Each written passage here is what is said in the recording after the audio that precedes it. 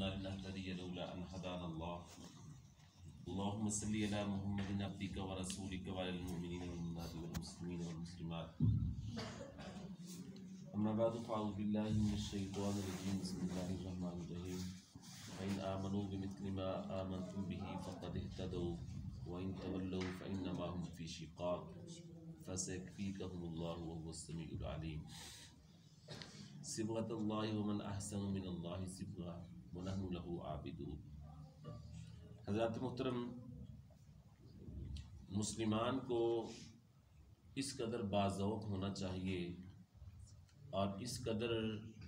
للہیت کا شوق ہونا چاہیے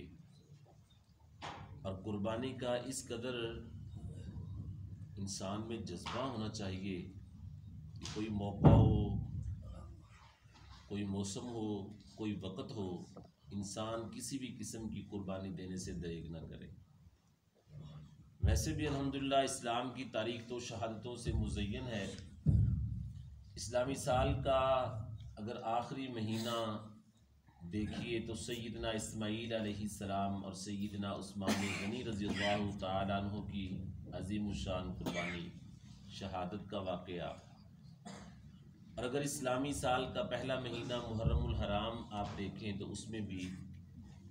اسلامی دنیا کے سکندر اعظم جناب سیدنا فاروق اعظم رضی اللہ تعالیٰ عنہ کی شہادت اور پھر شہدائے کربلا سیدنا حسین رضی اللہ تعالیٰ عنہ اور دیگر احباب اہل بیت کی شہادتوں کا عظیم سلسلہ۔ تو حضرات محترم، دین اسلام کے لیے شہادت دینا یہ مسلمان کا شیوا ہوتا ہے۔ زبان سے اسلام کی شہادت دینا، اپنے مال سے اسلام کی شہادت دینا، حتیٰ کہ اپنی جان سے اسلام کی شہادت پیش کرنا۔ جناب سیدنا عثمان غنی رضی اللہ تعالیٰ عنہ وہ عظیم ترین شخصیت ہیں کہ جو محبوب گرامی کی سکی پھوپھی ام حکیم کے نواسے، یعنی آپ کے بھانجے ہونے کے ساتھ ساتھ محبوب گرامی کے داماد بھی ہیں۔ جناب سیدنا صدیق اکبر رضی اللہ تعالیٰ عنہ کی تبلیغ پر، ترغیب پر اسلام قبول کیا، محبوب گرامی کے ہاتھوں پہ بیعت کی، تو بیان کرتے ہیں، توجہ کیجئے، کہ میں نے جس دن کا اپنا یہ ہاتھ رسول اللہ صلی اللہ علیہ وسلم کے دست مبارک پہ رکھا، بیعت کرنے کی سعادت حاصل کی، اس دن سے میں نے اس ہاتھ کا بھی اتنا حیا کیا ہے کہ میں نے کسی جانور کو، کسی غلام کو تھپڑ تک نہیں مارا، کہ یہ ہاتھ رسول اللہ صلی اللہ علیہ وسلم کے ہاتھ میں آیا ہے، ہاتھ کا بھی اتنا حیا۔ اور فرماتے میں نے کبھی شرمگاہ کو یہ ہاتھ تک مس تک نہیں کیا۔ اور کون جناب سیدنا، حالانکہ اشرافیہ طبقہ میں ہونے کے باوجود بیان کرتے ہیں کہ اللہ نے مجھے پہلے بھی ہر قسم کی رذالتوں خباثتوں سے دور رکھا، شراب سے مجھے اللہ نے بچایا، اور پھر ایسی تمام جو ہیں وہ نازیبا قسم کی مجالس سے رب العالمین نے مجھے محفوظ رکھا۔ حضرات پیغمبر رحمت علیہ السلام کے ساتھی بنے، پیغمبر رحمت کے شاگرد رشید بنے، اور پھر کتنے بااعتماد ساتھی بنے۔ رسول اللہ صلی اللہ علیہ وسلم نے اپنی بیٹی، فرمایا مجھے اتنا دکھ کبھی نہیں ہوا، لیکن جب ابو لہب نے عتبہ اتیبہ کی وجہ سے ان دونوں کو میری بیٹی رقیہ ام کلثوم کے نکاح کا جواب دیا، ظاہر انسان پریشانی تو آتی ہے، لیکن رب العالمین نے مجھے اپنی رحمتوں سے نوازا۔ جناب عثمان بن عفان کا حکم ملا، میں نے اپنی بیٹی رقیہ کا نکاح کیا، میرے عثمان نے مجھ سے اتنا اچھا سلوک کیا، دنیا سے رخصت ہوئی، میں نے دوسری بیٹی ام کلثوم کا بھی پھر نکاح ان کی نکاح میں دے دی۔ حضرات جناب سیدنا عثمان بن عفان واحد شخصیت ہے اس دنیا میں، اس روئے زمین پہ، کہ نبی الانبیاء کی بیٹی، خاتم النبیین کی لخت جگر، ایک نہیں دو، جن کے نکاح میں آئیں اور جنہوں نے محبوب گرامی کو اتنا خوش رکھا۔ پیغمبر رحمت خود فرمایا کرتے تھے، عثمان نے میری وہ ساری پریشانی، وہ جو بیٹیوں کے طلاق کا سلسلہ تھا، وہ ساری پریشانی مجھ سے رفع ہو گئی۔ اور پیغمبر رحمت نے اپنی اس سے چھوٹی بیٹی سیدہ رقیہ سے ام کلثوم کی وفات کے موقع پر فرمایا تھا، لو کانت لمحمد 40 بنات لزوجتک یا عثمان، عثمان کو میں نے اتنا با حیا پایا کہ اگر میری اور بھی بیٹی ہوتی، ایک ہی فاطمہ تھی چوتھی بیٹی، وہ میں نے پہلے ہی علی المرتضیٰ کے ساتھ اس کا کر دیا۔ وگرنہ میں عثمان کے نکاح میں دیتا جاتا، کیونکہ میں نے تجربہ کیا ہے عثمان باحیا ہے۔ اور وہ حدیث مبارکہ جناب سیدہ عائشہ صدیقہ رضی اللہ عنہا بیان کرتی ہیں، پیغمبر رحمت ایک دن گھر میں آرام فرماتے، جناب صدیق اکبر آئے، آپ نے اندر بلا کے بٹھایا، پھر جناب فاروق اعظم آئے، آپ نے بٹھا لیا۔ جب تیسری بار دروازے پہ دستک ہوئی، پوچھا تو بتلایا گیا کہ میں عثمان بن عفان ہوں۔ پیغمبر رحمت نے فوراً اٹھے، پنڈی سے ہٹے ہوئے کپڑے کو درست فرمایا، بڑے عزت و احترام سے جناب عثمان بن عفان کو بلایا۔ مجھ سے رہا نہ گیا، میں نے پوچھ ہی لیا، سرکار آج میں نے کیا انداز دیکھا ہے؟ جناب صدیق اکبر میرے بابا آئے، آپ ویسے ہی لیٹے رہے، جناب فاروق اعظم آئے، آپ ویسے ہی لیٹے رہے، لیکن جناب عثمان بن عفان کے آنے سے آپ نے غیر معمولی اور انتہائی زیادہ پروٹوکول سے ان کو بلا کے اپنے پاس بٹھایا۔ تو رحمت اللہ عالمین نے فرمایا، اما استحیی من رجل تستحیی منہ الملائکہ، عائشہ کیا میں اس شخصیت کا حیا نہ کروں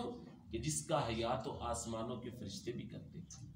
حضرات یہ وہی سیدنا عثمان بن عفان ہیں، متعدد مرتبہ پیغمبر رحمت کی زبان نبوت سے جنہوں نے جنت کی بشارت پائی۔ بیر روما کا سلسلہ ہوا، پیغمبر رحمت نے فرمایا جو اس کو خرید کے مسلمانوں کے لیے کرے، میں محمد رسول اللہ صلی اللہ علیہ وسلم اس کو جنت کی ضمانت دیتا ہوں۔ جناب رحمت اللہ عالمین کی زبان سے نکلنے کی دیر تھی، اس کو خریدا، محبوب گرامی سے جنت کی ضمانت پائی۔ حضرات جیش اسرہ کے موقع پر متعدد مرتبہ جنت کی بشارت پائی۔ پیغمبر رحمت نے یہ بھی فرما دیا، ما علی عثمان ما عمل بعد هذا اليوم ما ضر عثمان ما عمل بعد هذا اليوم۔ یہ کون جناب صدیق جناب سیدنا عثمان بن عفان ہیں جنہیں جامع القرآن کہا جاتا ہے، جنہیں ناشر القرآن کہا جاتا ہے، جنہیں ذی الہجرتین کہا جاتا ہے، جنہیں ذی النورین کہا جاتا ہے۔ حضرات یہ وہی ہے جناب عثمان غنی رضی اللہ تعالیٰ عنہ، مدینہ منورہ میں خلافت میں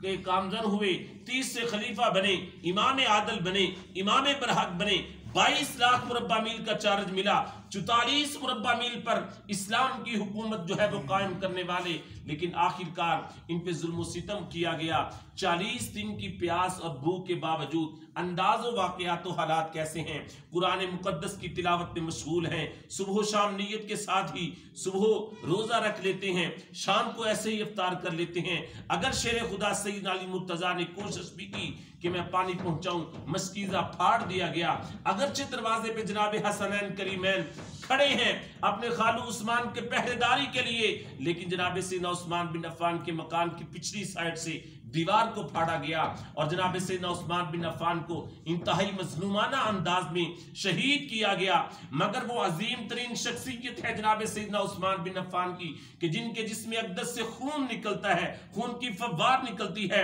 اللہ کے قرآن نے اپنے دامن کو پھیلایا ہوا اور پہلے پارے کے آخری جو ہے آیات جو فَإِنْ آمَنُوا بِمِثْلِ مَا آمَنْتُمْ بِهِ فَقَدْ اهْتَدَوْا، اے دنیا والو یوں ہی نہ سمجھنا میرے محبوب گرامی کے صحابہ کو، پیغمبر احمد کے شاگردان رشید کو، محبوب گرامی کے پیچھے نمازیں پڑھنے والے، محبوب گرامی کے اوان و انصار بننے والے، پیغمبر احمد کے ان خوش نصیب شاگردوں کو، وہ تو ایمان کے معیار ہیں، وہ تو ایمان کے مینار ہیں، وہ تو روشن ستارے ہیں ہدایت کے۔ اگر تم نے ان جیسا ایمان لانے کی کوشش کی، ایمان میں ان کی نقل اتارنے کی کوشش کی، تم بھی ایمان پا جاؤ گے، اور اگر تم نے اس سے بھٹک جاؤ گے، ادھر ادھر جاؤ گے، تو پھر یقیناً تباہ و برباد ہو جاؤ گے۔ فَسَيَكْفِيكَهُمُ اللَّهُ وَهُوَ السَّمِيعُ الْعَلِيمُ۔ حضرات اسی آیت پہ آ کے جب اللہ کے قرآن کے مقدس جو ہے ان آیات پہ آ کے جناب سیدنا عثمان بن عفان کا خون گرا، صبغۃ اللہ ومن احسن من اللہ صبغہ، لوگوں یوں ہی نہ کہنا